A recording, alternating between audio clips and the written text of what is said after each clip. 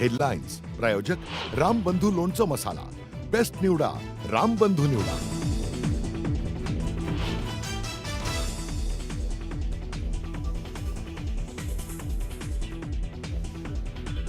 समृद्धी महामार्गाच्या शेवटच्या टप्प्याचं मुख्यमंत्र्यांच्या हस्ते लोकार्पण। लोकार्पणानंतर मुख्यमंत्र्यांसह दोन्ही उपमुख्यमंत्र्यांचा समृद्धीवरून एकाच कारमधून प्रवास।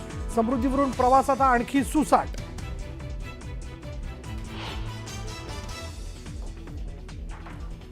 आम्ही तिघही एकत्रित गाडी चालवतोय, काय काळजी करू नका। 3 शिफ्टचे ड्रायव्हर आहोत आम्ही, फडणवीसांची टोलेबाजी।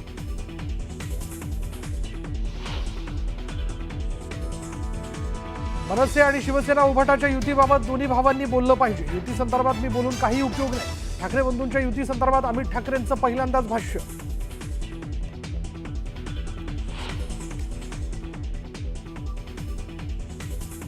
आगामी पालिका निवडणुकीसाठी ठाकरेंच्या शिवसेनेची रणनीती ठरली। लढा आपल्या मुंबईचा या टॅगलाईनसह ठाकरे मैदानात 9 जून पासून मुलुंडमध्ये मेळाव्याने करणार प्रचाराचा शुभारंभ।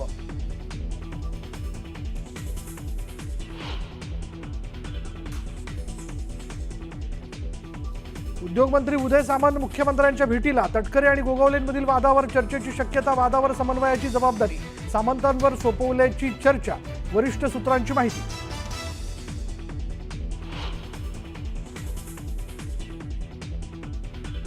कळवण नाशिक महामार्गावर भीषण अपघात। अपघातात 5 जणांचा जागीच मृत्यू। कार थेट बंगल्याच्या आवारात शिरल्यानं अपघात।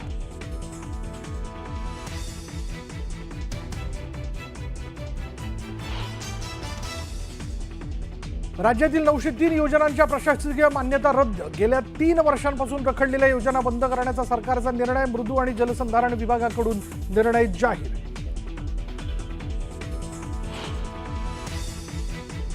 माओवाद विरोधी मोहिमेला मोठे यश। 3 कोटींचं बक्षीस असलेल्या माओवाद्यांचा खात्मा। माओवादी सिंहाचलम होता माओवाद्यांच्या केंद्रीय समितीचा सदस्य।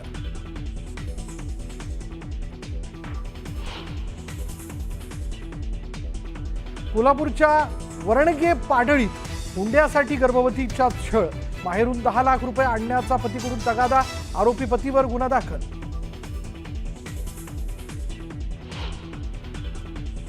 पुण्यातील सांडपाणी प्रक्रिया प्रकल्पांमध्ये आढळला कोरोना विषाणू। नॅशनल केमिकल लॅबोरेटरीने दिली माहिती। कोरोना विषाणू आढळल्यानं संसर्ग वाढण्याची शक्यता।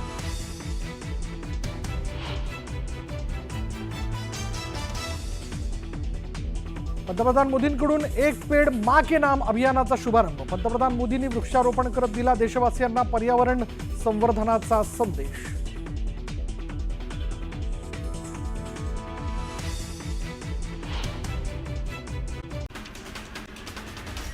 समृद्धी महामार्गातील इगतपुरी ते आमणे या 76 किलोमीटर लांबीच्या शेवटच्या टप्प्यांचं मुख्यमंत्री फडणवीसांसह दोन्ही उपमुख्यमंत्र्यांच्या हस्ते लोकार्पण पार पडलं।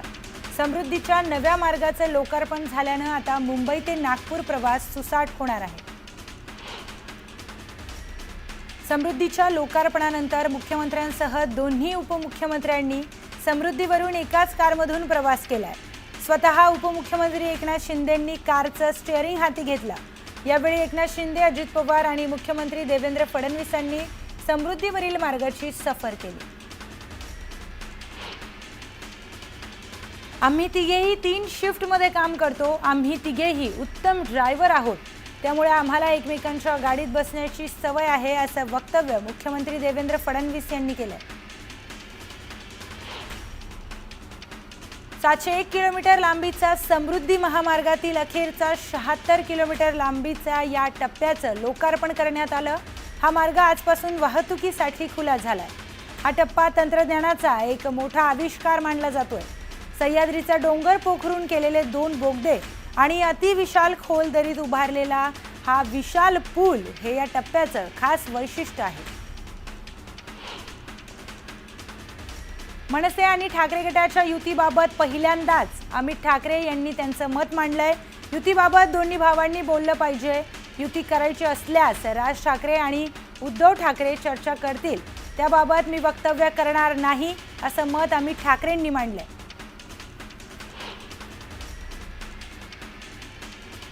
उद्योगमंत्री उदय सामंत यांनी मुख्यमंत्री देवेंद्र फडणवीसांची भेट घेतली आहे। या भेटीमध्ये तटकरे आणि गोगावलेंमधील वादावर चर्चा झाल्याची शक्यता वर्तवण्यात आली आहे। वादावर समन्वय करण्याची जबाबदारी सामंतांवर सोपवल्याची माहिती वरिष्ठ सूत्रांनी दिली.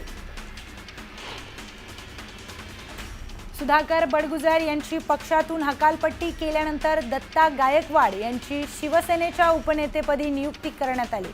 दत्ता गायकवाडांना ठाकरे गटाने संधी दिली आहे. ठाकरे गटातील एकूण 5 खासदार एकनाथ शिंदेंच्या संपर्कात असल्याची माहिती सूत्रांनी दिली. विशेष म्हणजे या खासदारांना पक्षात थांबवण्याचा प्रयत्न उद्धव ठाकरे यांच्या पक्षाकडून केला जात असल्याचंही सूत्रांनी सांगितलं. रायगडात शिवसेना आणि राष्ट्रवादीतील वाद काही संपण्याची चिन्ह दिसत नाहीयेत. दोन्ही पक्षांचे एकमेकांवर शाब्दिक हल्ले सुरूच आहेत. घारे आणि घोसाळकर यांच्यात चांगलाच वाद रंगलाय. तर शिंदेंची शिवसेना म्हणजे फितुरांचा पक्ष असा घणाघात सुधाकर घारे यांनी केलाय. यालाच प्रत्युत्तर देताना तटकरेंनी शरद पवारांशी फितुरी केली. त्यामुळे तटकरेच फितुरीचे बादशाह आहेत असा पलटवार प्रमोद घोसाळकर यांनी केलाय. उपमुख्यमंत्री एकनाथ शिंदे सोलापूरच्या दौऱ्यावर येणार आहेत. यावेळी शरद पवार गटाचे आमदार राजू खरे यांच्याकडून शिंदेंच्या स्वागताची जाहिरात करण्यात आली आहे. त्यामुळे चर्चांना उधाण आलंय. चंद्रपुरात तेंदू आणि मोहफुल वेचणीचा हंगाम पावसामुळे थंडावलाय. मात्र वाघांच्या हल्ल्यात मृत पावणाऱ्या ग्रामस्थांची संख्या काही थांबत नाहीये. 5 महिन्यात तब्बल 22 ग्रामस्थांचा वाघाच्या हल्ल्यात मृत्यू झालाय. यावेळी वन विभागाला सतर्क राहण्यासाठी वाघ आणि बिबट्यांना जेरबंद करण्याचे आदेश वनमंत्री गणेश नाईक यांनी दिले. सिंधुदुर्ग जिल्ह्यात सध्या जंगली हत्तींचा धुमाकूळ सुरू आहे. त्यामुळे या हत्तींना पकडण्यासाठी मोहीम राबवत 10 जूनपर्यंत हत्तींना पकडावं असा अल्टिमेटम शेतकऱ्यांनी दिलाय. बकरी ईदच्या पार्श्वभूमीवर कराडमध्ये बकऱ्यांचा बाजार भरलाय.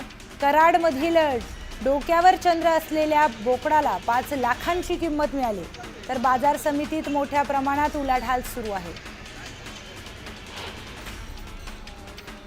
लातूर जिल्ह्यातील माहेश्वरी सभेच्या वतीनं भव्य मोटरसायकल रॅली काढण्यात आली.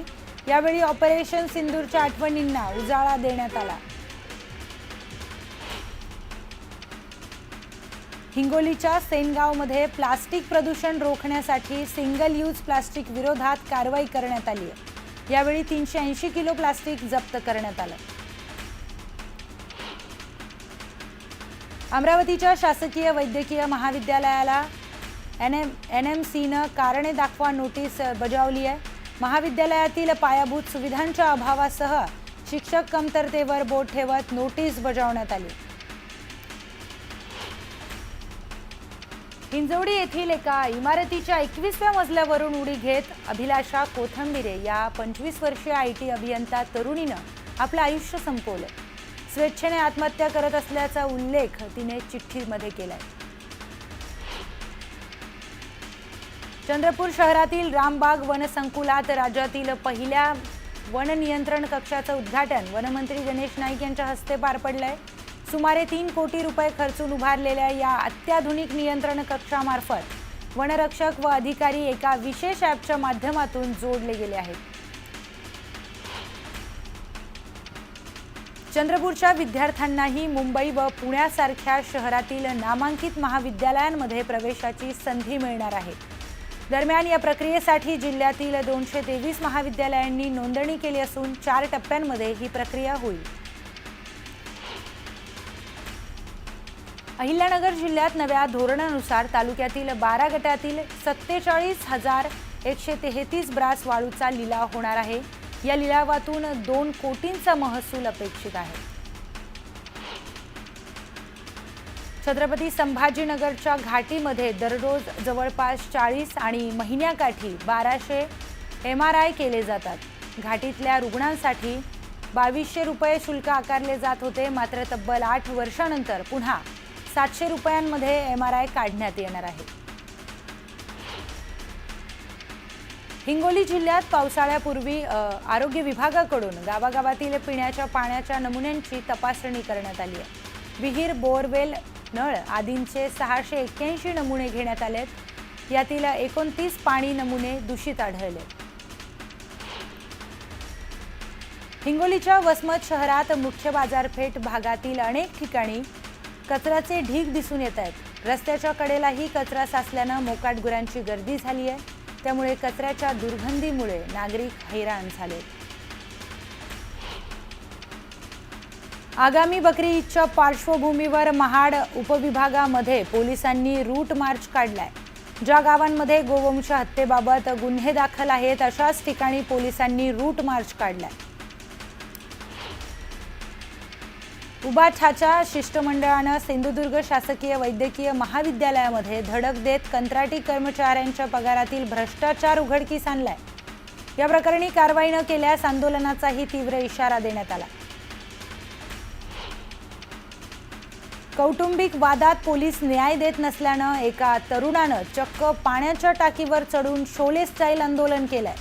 पत्नीविरोधात तक्रार करूनही न्याय मिळत नसल्यानं या तरुणानं आंदोलन केलंय. बीडच्या माजलगावमध्ये शेकापनं रस्त्यासाठी रस्ता रोको आंदोलन केलंय.